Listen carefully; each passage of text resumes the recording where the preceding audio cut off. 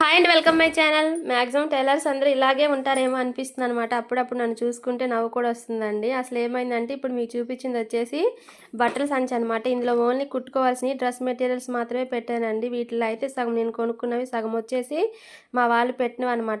నేనైతే ఎక్కువ శారీస్ కట్టుకోనని చెప్పి నాకు మ్యాక్సిమం డ్రెస్లే పెట్టారనమాట అందరూ.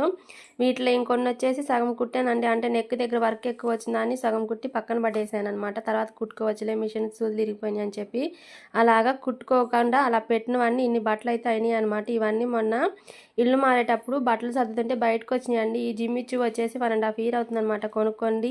ఇది వచ్చేసి నాకు మా పాప కోసం అని కొనుక్కున్నాను అనమాట ఇష్టపడి. కానీ ఇంతవరకు అది ఎక్కడ పెట్టానో గుర్తు రాక వదిలేశాను.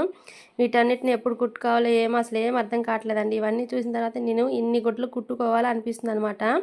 ఇవి కాకుండా ఇంకా ఇల్లమ్మట శారీస్ వాళ్ళు వస్తే వాళ్ళ దగ్గర 150కి 100కి అలాగా ముక్కల శారీస్ కూడా తీసుకున్నానండి. ఇప్పుడు లాస్ట్లో చూపించి రెండు అయితే సమ్మర్ కోసం ఇష్టపడి కొనుక్కున్నాను.